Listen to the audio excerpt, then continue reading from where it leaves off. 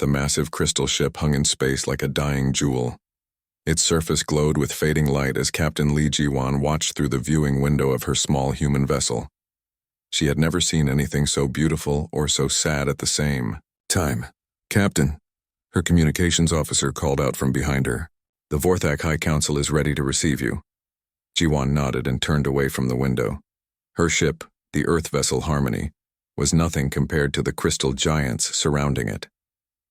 The Vorthak had been traveling between stars for 3,000 years while humans had barely managed 200. Their ships were works of art that sang through space. Human ships looked like flying metal boxes in comparison, but today the mighty Vorthak Empire needed help. The teleporter beam pulled Jiwan from her ship and placed her inside the council chamber. The room was enormous, with walls that seemed to be made of living crystal. They pulsed with soft blue light that made everything look like it was underwater. 12 tall beings stood around a circular platform in the center. These were the Vorthak, and they were dying. Not dying in the way humans died one by one over short lifetimes. Their entire civilization was ending because their home star was about to explode. 12 billion Vorthak lived in the Nexus system, and they had maybe 2 years to get everyone out before the star killed them all. The tallest Vorthak stepped forward. Her crystal body was ancient, covered in patterns that showed she had lived for over 1,000 years. When she spoke, her voice was like music played on crystal bells. "Human Captain Li Jiwan." The translator device changed her song words into human language. "I am High Counselor Vexithala. We thank you for coming, though we do not understand why you are here." Jiwan looked up at the towering alien. Even though the Vorthak was 3 times her height, Jiwan did not feel small. She felt determined. "Heard about your situation," Jiwan said. "We want to help." The crystal beings around the room seemed to shimmer, which Jiwan had learned meant they were surprised. Another counselor, smaller and younger looking, stepped forward. "Help?" His voice carried notes of confusion. "Captain, we appreciate the gesture, but this is not a problem that can be solved with good intentions. We need to move 12 billion people across hundreds of light years. Our own evacuation ships can only move a fraction of our population before the star dies." Jiwan reached into her jacket and pulled out a data pad. She walked to the center platform and placed it there for all the counselors to see. "We have run the numbers," she said. "Every human colony, every trade ship, every transport vessel, every cargo hauler. We can move 2 million people per trip if we pack the ships tight. It will not be comfortable, but it will keep people alive." High Counselor Vexithala leaned down to look at the data pad. Her ancient eyes studied the human calculations. "Captain," she said slowly, "you are offering your entire space fleet. Every ship your species owns. Yes. For people you have never met. For a species that has never done anything for humanity. Yes. Your calculations show it would take 1,500 trips to move our entire population. Your ships would be pushed beyond their limits. Many would break down. Some might not survive the journey." Jiwan looked around at all 12 counselors. Each one was staring at her with expressions she could not read. "Yes," she said again. The youngest counselor made a sound like breaking glass. Jiwan's translator told her this was laughter, but not happy laughter. "Captain, be realistic. Your ships are small and old. Our people are used to luxury and space. Cramming thousands of Vorthak into your cargo holds would be like putting crystal sculptures into metal boxes and shaking them. Then we make the metal boxes as safe as we can," Jiwan replied. "We add padding. We install better air systems. We make sure everyone has food and water and medical care." "And what do humans get in return for this impossible sacrifice?" asked another counselor. The question hung in the crystal chamber like a note waiting to be resolved. Jiwan thought about her answer for a long moment. She thought about her daughter back on Earth, who was just learning to walk.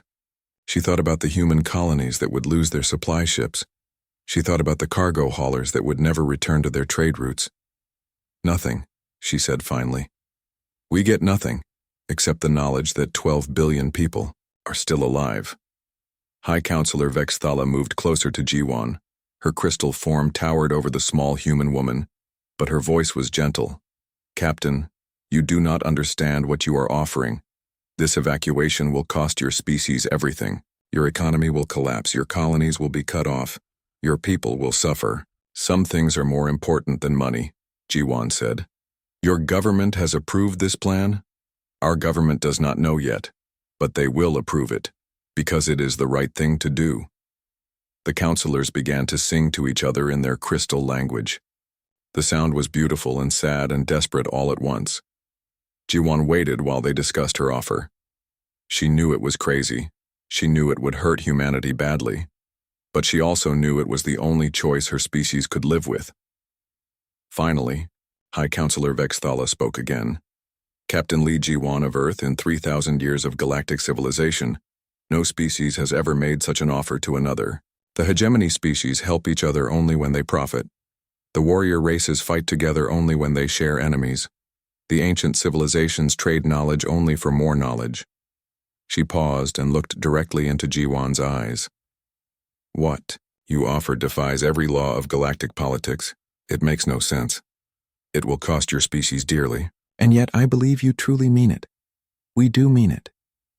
Then the Vorthak accept your offer, Captain. And we will remember this kindness for as long as our species exists. Jiwan smiled for the first time since entering the chamber. When do we start? The evacuation began 3 weeks later. The first human ships arrived at the Nexus system loaded with supplies and determination. Captain Han Soo-young commanded the cargo vessel, New Busan, one of the largest ships in the human fleet. Her crew had worked day and night to convert the cargo bays into living spaces. As the first group of Vorthak refugees stepped aboard her ship, Soo-young watched their crystal faces trying not to show fear. They were leaving behind everything they had ever known, trusting their lives to a species they barely understood. "Welcome aboard," Soo-young said through the translator. "We will take good care of you." The evacuation had begun. Humanity was about to bankrupt itself to save people they had never met. And somewhere in the crystal chambers of the dying Vorthak fleet, High Counselor Vexthala was learning that some species really were different from all the others. The dying star pulsed in the distance, counting down the days until it would explode, but its people would live. Because sometimes in a galaxy full of selfish civilizations, one species chose to be different. Sometimes one species chose to help. Captain Han Soo-young had been flying cargo ships for 20 years, but nothing had prepared her for this.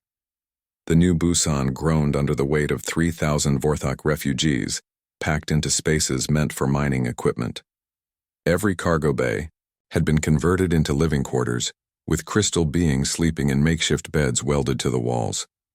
"Engineering report," Soo-young called into her communicator as the ship struggled to maintain course. "Engines are running at 110% capacity," came the tired voice of Chief Engineer Choi Woo-bin.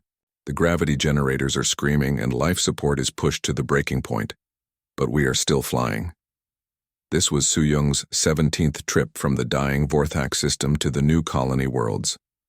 17 trips of cramped ships, crying, alien children and engines that should have failed weeks ago. But every time she thought about stopping, she remembered the desperate songs of the crystal beings as they watched their sun grow brighter and more dangerous. In the converted cargo bay that served as the main refugee area, Dr. Yoon Haeun moved between the crystal families checking on their health. She was not a Vorthak doctor, but she had learned enough of their biology to keep them alive during the long journeys. Her medical equipment had been modified with parts from the ship's computer systems and spare electronics. A small Vorthak child, no taller than Haeun's waist, tugged on the doctor's uniform. The child's crystal body pulsed with weak light, a sign that she was scared and tired. "Dr. Lady," the child said through a small translator device. "When will we see our new home?" Haeun knelt down to the child's level and smiled. 3 more days, little one. 3 more days and you will be safe on a beautiful new world with clean air and plenty of room to grow." The child's crystal patterns brightened a little. "Will you come visit us there?" "I cannot," Haeun said gently. "I have to help bring more of your people to safety, but the humans on the new world will take good care of you." The child nodded and walked back to her family. Haeun watched her go and felt her heart break a little more. These people were losing everything they had ever known, and all humanity, could offer was cramped metal ships and promises of safety. But it was better than death. Back on the bridge, Su-young received an urgent message from Earth Command. The communication was crackling with static, but she could make out the important parts. All human vessels report immediate status. Colony supply ships are 3 months overdue. Mining operations have shut down due to lack of transport. Economic disaster spreading across all human worlds. Su-young turned off the communicator without responding. She knew what was happening. Every human ship was part of the evacuation effort. No cargo was being moved between human colonies. No supplies were reaching the outer worlds. The human economy was collapsing just as Captain Ji-won had predicted, but the evacuation continued. In the engine room, Woo-bin worked with 2 Vorthak engineers who had volunteered to help keep the human ships running. The crystal beings had knowledge of energy systems that far exceeded human understanding, and they used that knowledge to push the old human engines beyond their design limits. "The plasma conduits are overheating again," said Krinthol, one of the Vorthak engineers. His crystal hands moved over the human control panels with practiced skill. "Can you cool them down without shutting down the engines?" Woo-bin asked, wiping sweat from his forehead. The engine room was always hot, but the overloaded systems made it almost unbearable. "Not without reducing power by 30%, Krinthol replied. "And if we do that, life support will fail in the refugee areas." Woo-bin thought for a moment. "What if we reroute cooling from the crew quarters to the engine room? My people can handle a little heat if it keeps your people breathing." The Vorthak engineer's patterns showed surprise. "You would make your own crew suffer for us?" "That is what friends do," Woo-bin said simply. The evacuation had become more than just moving people from one place to another. Humans and Vorthak worked together, shared knowledge, and helped each other survive. The crystal beings taught humans about advanced technology, while humans showed them the value of determination and sacrifice. Captain Park Min-seo commanded the transport vessel Golden Soul, which specialized in moving the elderly and sick Vorthak, who needed special care during the journey. Her ship had been converted into a floating hospital, with human medical equipment modified to work on crystal biology. "Captain," her navigator called out, "we are receiving a distress signal from the cargo ship Bright Star. They are reporting engine failure and life support problems."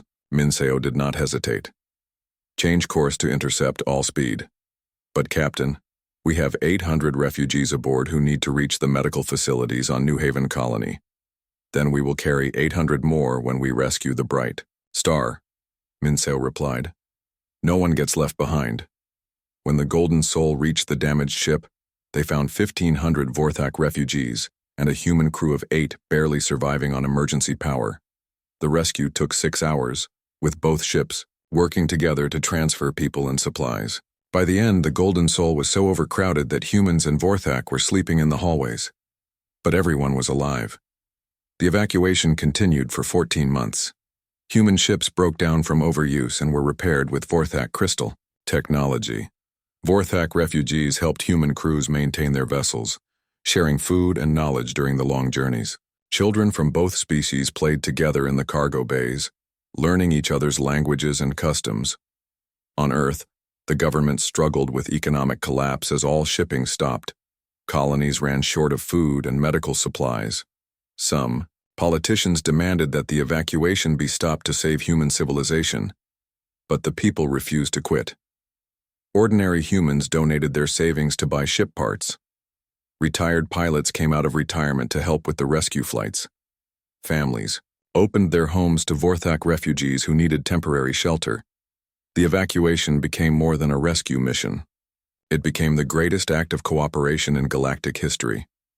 As the Vorthak sun grew brighter and more unstable, the final ships began their last journeys. Captain Lee Ji-won, who had started it all, commanded the final evacuation vessel. Her ship lifted off from the last Vorthak city. She watched through the viewing port as the ancient crystal spires faded into the distance.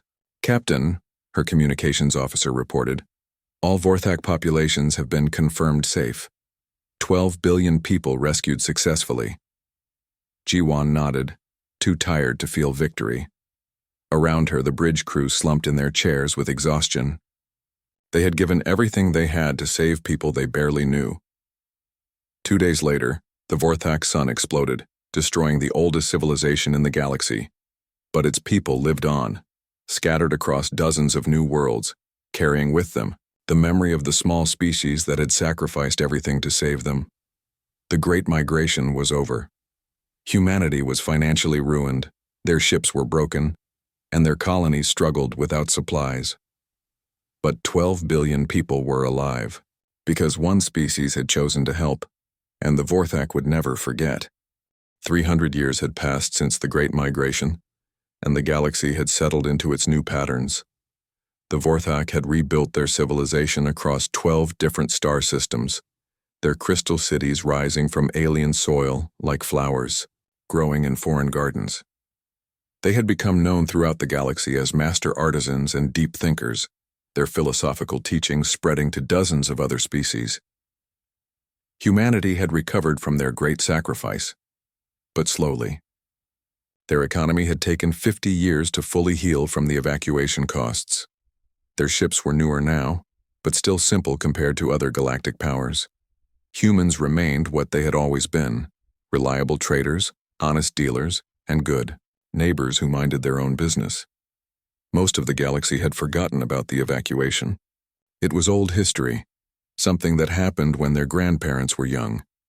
The hegemony powers fought their political wars, the warrior races battled over territory, and the ancient civilizations continued their slow decline into irrelevance. But the Vorthak remembered everything. Captain O Jinwoo commanded the merchant vessel Spirit of Soul, a mid-sized cargo hauler that carried trade goods between the human colonies and the outer systems. His crew was small and experienced.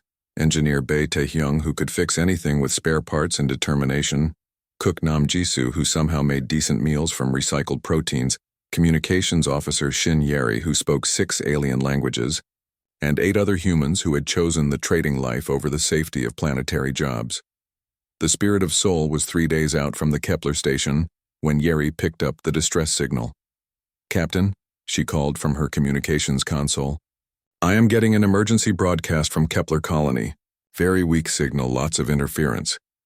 Jinwoo left his captain's chair and walked to her station. "What kind of emergency?" "Cannot tell. The signal keeps cutting out, but it sounds bad." Standard procedure for merchant vessels was simple. Report distress signals to the nearest Colonial Authority station, and continue with scheduled deliveries. Emergency response was handled by the Colonial Navy, not by cargo haulers with old weapons and small crews. "Plot a course for Kepler Colony," Jinwoo ordered. His navigator, Lee Kyungmin, looked up from her controls with surprise. "Captain, that will add 4 days to our delivery schedule. The cargo owners will not be happy about delays." "They will be less happy if we ignore people in trouble," Jinwoo replied. The Spirit of Soul changed course toward Kepler Colony, a mining settlement on the edge of human space.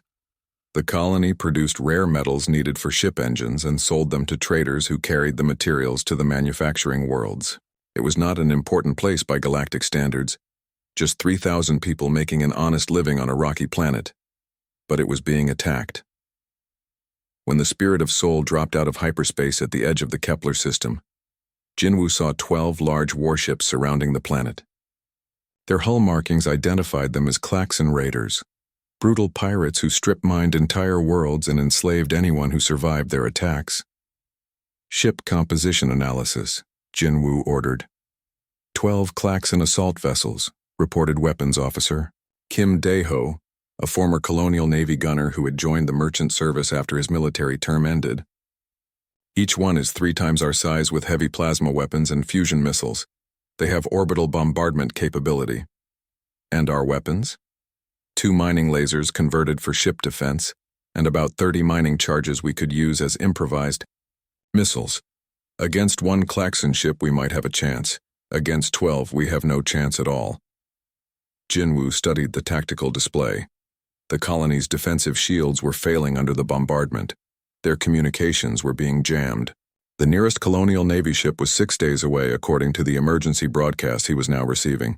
3,000 people, 500 of them children according to the colony records. All of them would be dead or enslaved within hours. Yeri, open a channel to the Klaxon fleet. All frequencies, maximum power. Captain, Taehyung spoke up from the engineering station. What are you planning? Something very stupid, Jinwoo replied. Or very brave. I have not decided which yet. The communication channel opened with a burst of static. The Klaxon language was harsh and full of growling sounds that human throats could barely make. But the translation system worked well enough. Klaxon vessels, Jinwoo's voice carried across space to the raider fleet. This is Captain O. Jinwoo of the human merchant vessel Spirit of Soul. You are attacking innocent people. Stop your bombardment and withdraw from this system immediately. The response came back in the form of plasma bolts aimed at his ship. Evasive maneuvers, Jinwoo ordered, as energy weapons lit up space around them. Return fire with mining lasers. What happened next defied all logic and tactical sense. The Spirit of Soul, a cargo hauler with improvised weapons and a crew of 12, charged directly into a fleet of Klaxon warships.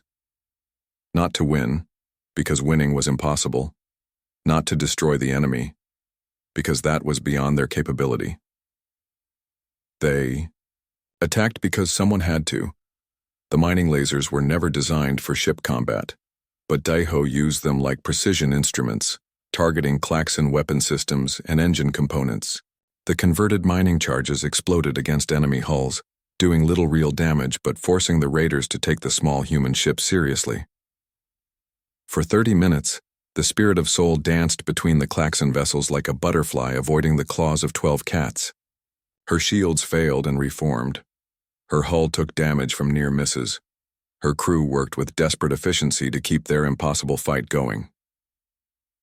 Engineering report, Jinwoo called out as the ship shook from another plasma burst. Engines, at maximum power, but the overload systems will fail in 2 hours, Taehyung reported. Weapons are functioning, but we are running low on mining charges. Communications? I am broadcasting continuous updates to any ships in range, Yeri said, her voice steady despite the chaos around them. Someone will hear us eventually. Eventually might be too late, said Daeho as 3 more Klaxon ships moved to surround them. That was when the miracle happened. A new ship dropped out of hyperspace at the edge of the system. Not a human vessel, but something that sang as it moved through space. Its crystal hull gleamed with inner light as it accelerated toward the battle. The Eternal Gratitude, flagship of the Vorthak Remembrance Fleet. Human vessel Spirit of Soul, came a voice like crystal bells ringing.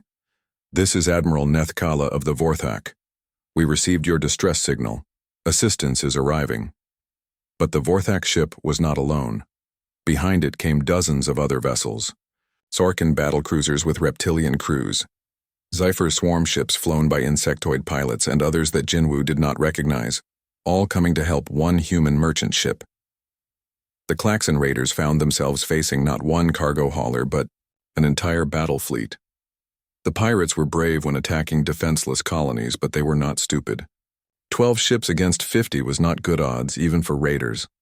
The Klaxon fleet retreated within minutes, jumping to hyperspace before the rescue vessels could organize a pursuit. The attack on Kepler colony was over. As medical ships moved in, to help the wounded colonists and repair crews worked on the damaged settlement, Admiral Nethkala requested a private communication with Captain Jinwoo. Human Captain, the Vorthak officer said, her image appearing on the Spirit of Soul's main screen.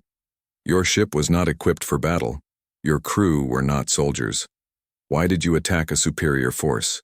Jinwoo, exhausted from the battle and bleeding from a head wound, managed a tired smile. Because someone had to help them, he said simply. The crystal being's features pulsed with ancient sadness and infinite gratitude. 300 years ago, humans saved my people when no one else would. Today we return that favor. But tell me, Captain, do you even remember the evacuation? Jinwoo nodded slowly. Every human child learns about Captain Lee Ji-won and the Great Migration. We remember. And yet you attack those raiders without thinking of the debt we owe you. You did it simply because it was right. That is what humans do, Jinwoo said. When someone needs help, We help. Admiral Nethkala was quiet for a long moment, her crystal form shimmering with colors that had no human names.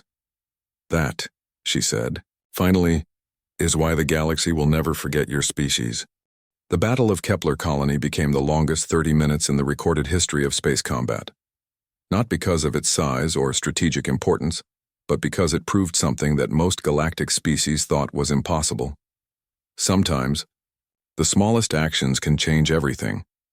When Captain Oh Jinwoo ordered his cargo ship to charge at 12 Klaxon warships, his crew knew they were going to die. Engineer Bae Taehyung had run the calculations 3 times, and the numbers never changed. The Spirit of Soul could not win against such overwhelming odds. The best they could hope for was to buy enough time for the colonists to evacuate or hide. But evacuation was impossible with the planet's only spaceport under bombardment, and 3,000 people could not hide from orbital scanners. So they fought. Target the lead ship's weapon systems, Jinwoo ordered as plasma bolts lit up space around them. If we can disable their main guns, maybe the colony's shields will hold longer. Weapons Officer Kim Dae-ho adjusted his targeting computer and fired the converted mining lasers. The red beams lashed across space and struck the Klaxon flagship's forward cannon array. Sparks flew from the alien vessel's hull and its rate of fire decreased by half. Good shot, Jinwoo said. Now the next ship. Captain, Communications Officer Shin Yeri called out from her station. The Klaxons are demanding our surrender. They say they will make our deaths quick if we stop fighting. Tell them we appreciate the offer, Jinwoo replied, but we are busy. The Spirit of Soul twisted through space like a dancer. Her civilian-grade engines pushed far beyond their design limits. Behind them, fusion missiles exploded where the ship had been seconds earlier. Ahead of them, more Klaxon vessels moved to cut off their escape routes. There was no escape route. There never had been. Cook Nam Jisoo had left her kitchen and was helping Taehyung in the engine room, rerouting power from life support to keep the shields operational. The air was getting thin throughout the ship, but they needed those shields more than they needed comfortable breathing.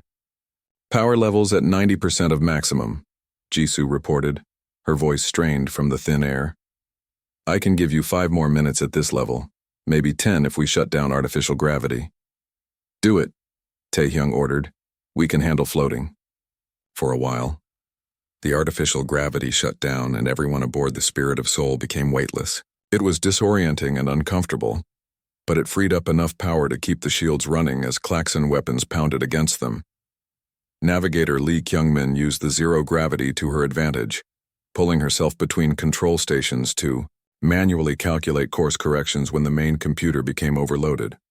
Her movements were precise and controlled, learned from years of emergency drills that she had never expected to use for real.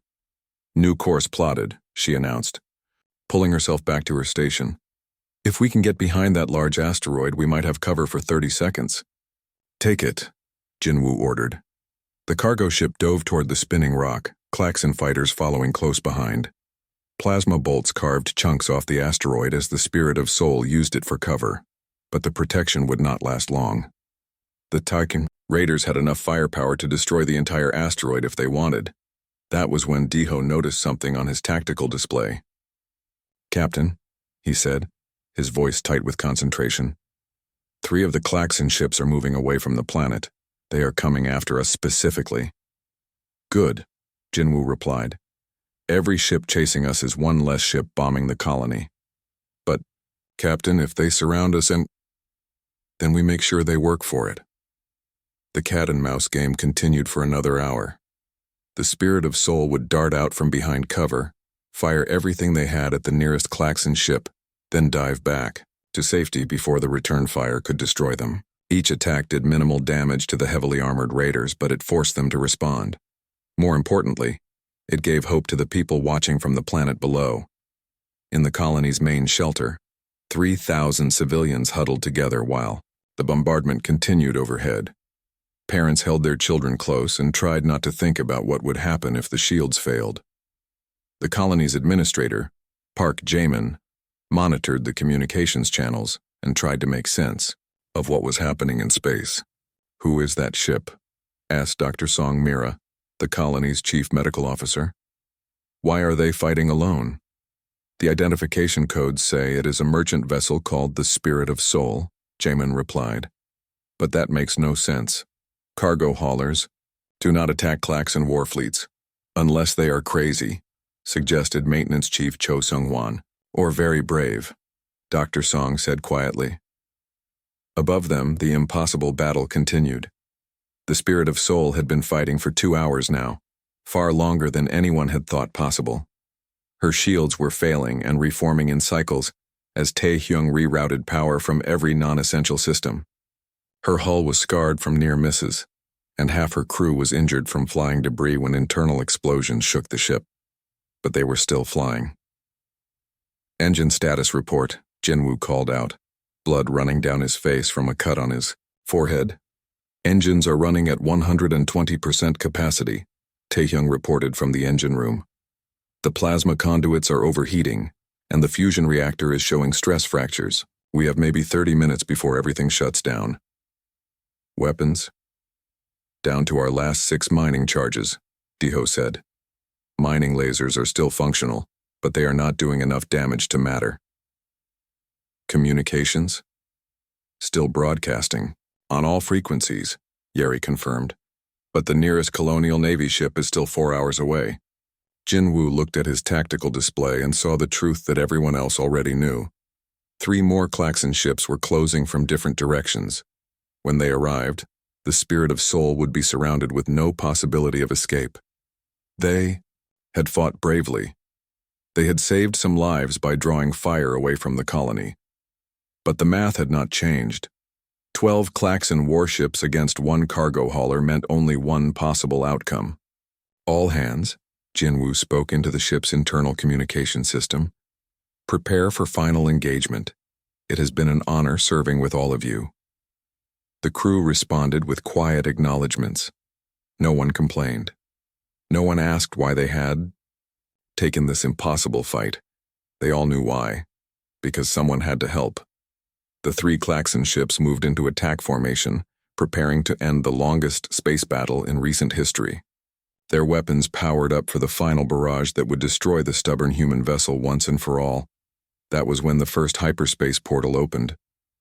A ship emerged from the swirling energy, its crystal hull singing with harmonic resonance as it accelerated into the battle zone.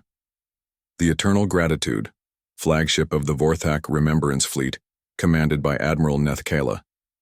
But she was not alone.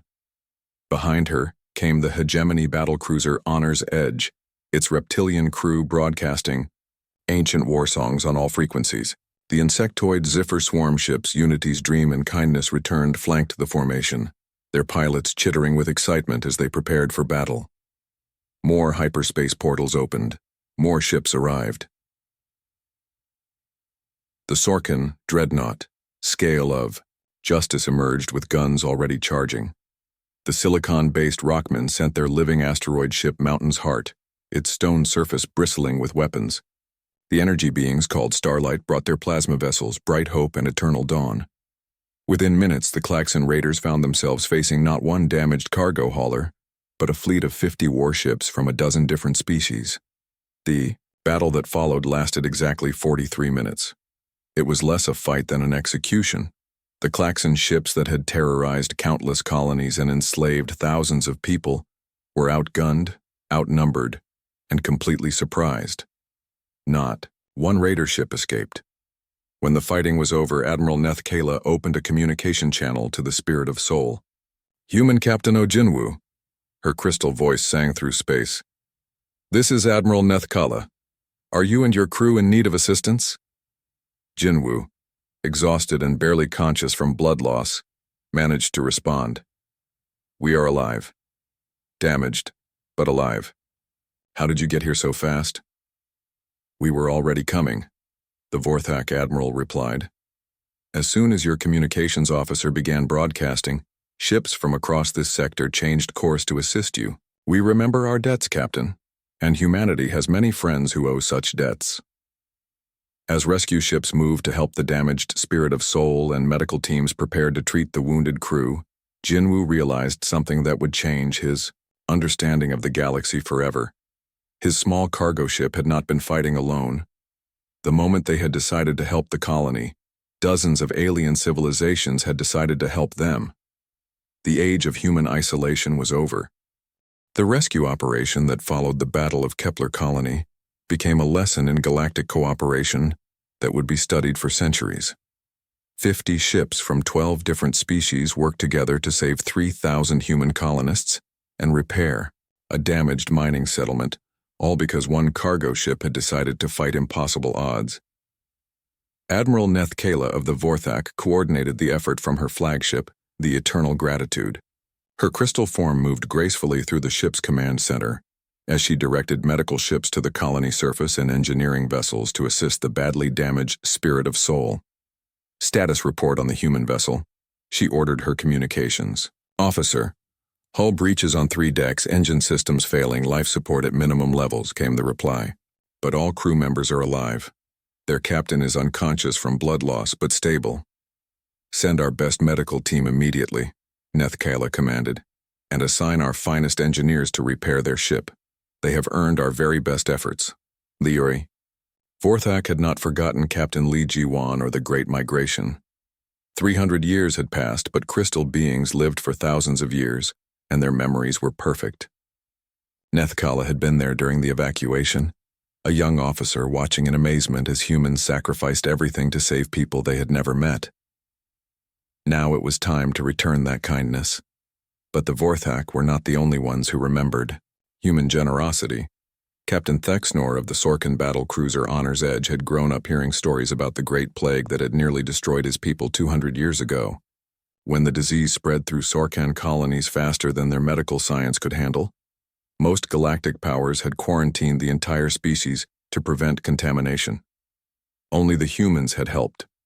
Human medical ships had arrived with doctors and supplies, risking infection to treat Sorkin patients.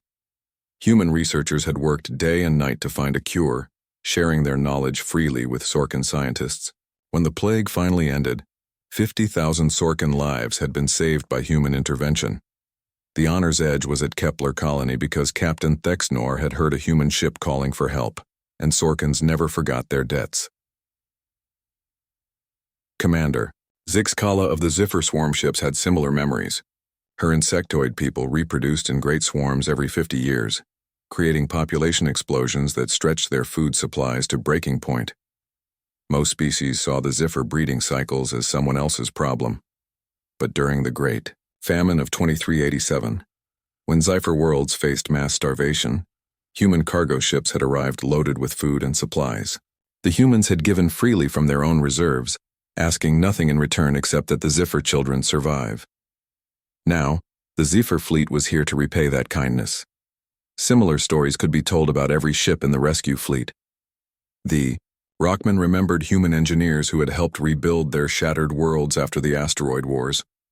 The energy beings called Starlight recalled human scientists who had shared solar collection technology during their time of fading power. Each species had been helped by humanity during their darkest hours. Each had received aid when other galactic powers had turned away, and each had been waiting for a chance to return that favor. The chance had come when the Spirit of Soul sent out its desperate distress call. On the bridge of the damaged human cargo ship, Captain Oh Jinwoo slowly regained consciousness as Vorthak. Medical officers worked to heal his injuries. His vision was blurry and his head felt like it had been used as a practice target for plasma weapons. Captain, came the familiar voice of Communications Officer Shin Yeri. You need to see this. Jinwoo struggled to sit up in his captain's chair, helped by a crystal being whose medical scanner hummed softly as it monitored his vital signs. Through the main viewing screen, he could see dozens of alien ships working to repair the colony's damaged infrastructure. How many ships responded to our distress call? He asked weakly. 53 at last count, Yeri replied. More arriving, every hour.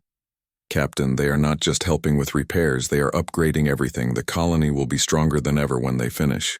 Engineer Bae Tae-hyung appeared on the bridge, his uniform torn and stained with coolant fluid, but his expression bright with excitement. Captain, you have to see what the alien engineers are doing to our ship. They are not just fixing the damage. They are improving everything. Our engines will be twice as efficient, our shields 3 times stronger. Why? Jinwoo asked. We are just a cargo hauler. Why are they giving us military-grade upgrades? The answer came from Admiral Nethkala herself, who appeared on the communication screen with her crystal features glowing with warm light. Because, Captain O Jinwoo, your species has a unique place in this galaxy. You help others without counting the cost. You sacrifice without expecting reward. You stand against impossible odds because it is the right thing to do. She paused, her ancient eyes reflecting the light of stars. 300 years ago, humans saved my entire species from extinction. Not because we could repay you, but because you could not bear to watch us die. Today you attacked 12 warships to save 3,000 colonists you had never met. Not because you could win, but because someone needed help. The Admiral's image shifted as more alien faces appeared on the screen.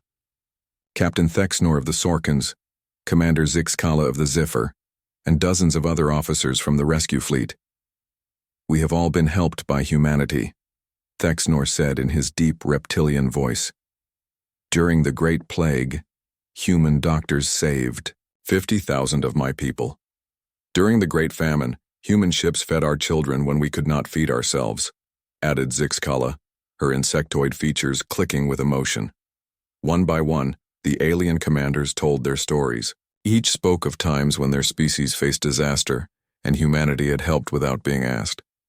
Each remembered debts that had never been formally recorded, but were never forgotten.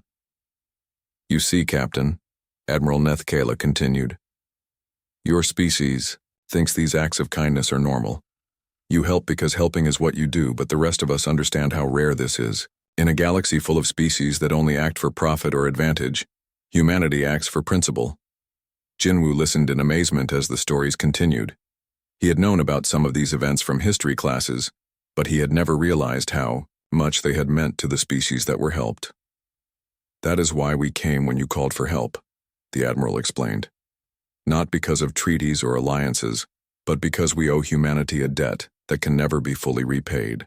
When humans are in danger, the galaxy responds. Kuknam Jisoo, who had been listening from the galley, spoke up with her usual practical wisdom. Does this mean we will not have to pay for ship repairs? The alien commanders all made sounds that the translation system identified as laughter. Your repairs are free, as are your upgrades, Admiral Nethkala confirmed. Consider it a small payment on a very large debt. As the days passed, the repair work continued. The Spirit of Soul was transformed from a simple cargo hauler into something that could defend itself and others. The Kepler colony was rebuilt with advanced technology that would make it one of the strongest settlements in human space. But the most important change was not in ships or buildings. It was in understanding. Captain Jinwoo realized that humanity was not alone in the galaxy. They had friends, powerful friends who would come when called. The age of human isolation was ending. More importantly, he understood that this friendship was built on something stronger than treaties or trade agreements. It was built on the simple human habit of helping others in need. The galaxy had been watching humanity for centuries, remembering every act of kindness, every sacrifice, every time humans had chosen to help rather than profit. And now the galaxy was ready to help humanity in return. When the Spirit of Soul finally left Kepler colony with her cargo holds full of rare metals and her crew healthy and whole, she carried more than just trade goods. She carried the knowledge that humanity had earned something precious in the galaxy, the friendship of dozens of species who would never forget human kindness. As Captain Jinwoo watched the alien fleet disperse to their home systems, Admiral Nethkala sent one final message. Captain, your actions today have reminded the galaxy why humanity is special. Word of this battle will spread to every civilized world. Every species will know that when humans call for help, the galaxy answers. The communication ended, but the message was clear. The Battle of Kepler colony had changed everything. Humanity was no longer just another small species trying to make its way in a dangerous galaxy. They were the species that helped others, and now others would help them in return. The ancient debts were being repaid, but more than that, new friendships were being born. Friendships built on the simple human principle that when someone needs help, you help them. It was the most powerful force in the galaxy, and it belonged to humanity. The news of the Battle of Kepler Colony spread across the galaxy like wildfire. Within days, every major civilization had heard the story of the human cargo ship that fought 12 Klaxon warships to save a mining colony. More importantly, they heard about the 50 alien vessels that had come to help one small human crew. On Earth, President Kim Suna read the reports with growing amazement. The Colonial Navy's intelligence service had compiled a list of every species that had responded to the Spirit of Soul's distress call, and the names covered dozens of civilizations that Earth barely had contact with. "How is this possible?" she asked Admiral Park Young-ho, the head of Colonial Defense. "Some of these species live thousands of light years away. How did they even know about the battle?" The Admiral consulted his datapad before answering. "It appears that many alien civilizations have been monitoring human activities for centuries. They have been waiting for opportunities to repay old debts." "What old debts?" "The Vorthak evacuation 300 years ago, the medical aid during the Sarkin Plague, food shipments during the Ziffer famine, dozens of other incidents where humans helped alien species during times of crisis." President Kim leaned back in her chair, trying to process the implications. "Are you telling me that humanity has been accidentally building alliances for 3 centuries without realizing it?" "That appears to be the case," Admiral Park replied, "and now those alliances are becoming active." The proof of this new galactic relationship came in the weeks following the battle. Human colonies that had struggled with outdated technology suddenly received offers of advanced equipment from Vorthak engineers. Human medical facilities were upgraded with Sarkin healing technologies. Human cargo ships were given escort protection by Zephyr patrol fleets. But the most dramatic change came in the form of invitations. Captain Oh Jinwoo was still recovering from his injuries when the first invitation arrived. The message came directly from the Galactic Trade Council, an organization that humans had never been allowed to join due to their small economic influence. "Captain Jinwoo," the recorded message began, "the Trade Council formally invites humanity to join as full members. With voting rights and access to all protected trade routes, your recent actions at Kepler Colony have demonstrated that humanity possesses the moral character we require in our partners." Similar invitations followed. The Science Consortium wanted human researchers to join their advanced technology projects. The Defense Alliance offered humanity protection and military cooperation. The Cultural Exchange wanted to establish permanent human ambassadors on dozens of worlds. Within a month, humanity went from being an isolated minor species to being one of the most sought-after allies in the galaxy. But Captain Jinwoo was not thinking about galactic politics as he sat in the medical bay of the Spirit of Soul, his ship now docked at Earth's primary space station for final repairs. He was thinking about something Admiral Nethkala had told him during their last conversation. "Your species does not understand its own power," she had said. "You think helping others is normal. But in a galaxy where most species only act for personal gain, your selflessness makes you the most dangerous force in existence." "Dangerous how?" Jinwoo had asked. "Because you inspire others to be better than they are." Now, as he watched human and alien workers cooperating to upgrade his ship with the latest technology, Jinwoo began to understand what she meant. The aliens were not just repaying debts, they were trying to learn how to be more like humans. Engineer Bae Tae-hyung entered the medical bay with a huge smile on his face and a datapad full of technical specifications. "Captain, you have to see what they are installing on our ship." The Vorthak gave us their newest shield generators. The Sorkins provided military-grade weapon systems. The Rockmen added armor plating that can withstand direct hits from battleship cannons. "We are a cargo hauler," Jinwoo pointed out. "Why do we need battleship-grade armor?" "Because word is spreading," Tae-hyung replied.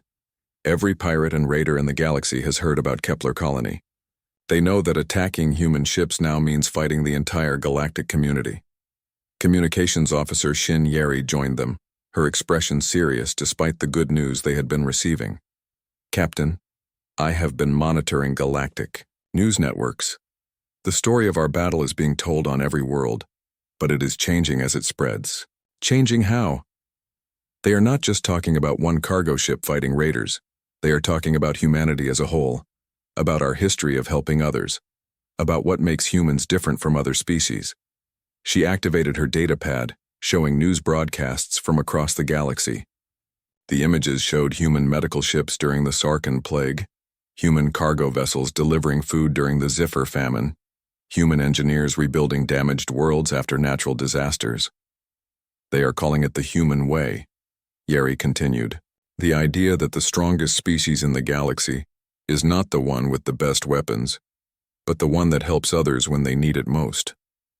Cook Nam Jisoo appeared in the doorway of the medical bay, carrying a tray of food and wearing her usual practical expression. "That is nice," she said, setting down the tray. "But what does it mean for us? Are we still going to be cargo haulers, or are we becoming something else?" It was a good question. The Spirit of Soul had been transformed from a simple merchant vessel into something that could fight wars and survive battles that would destroy most military ships. Her crew had become famous across the galaxy as the humans who fought impossible odds to save strangers. But they were still the same people who had chosen the merchant service because they liked traveling between worlds and meeting different species. They still wanted to carry cargo and make honest livings among the stars. "We are still traders," Jinwoo said finally. "But now we trade in something more valuable than metals or manufactured goods." "What?" Taehyung asked. "Hope," Jinwoo replied. "We showed the galaxy that someone will always stand up for what is right.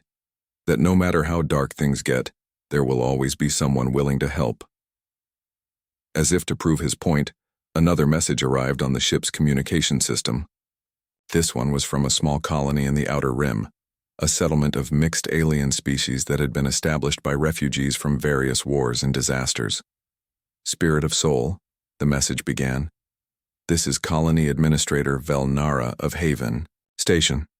We are not in immediate danger, but we wanted to send our thanks for what you did at Kepler Colony. Your actions have given hope to small settlements across the galaxy.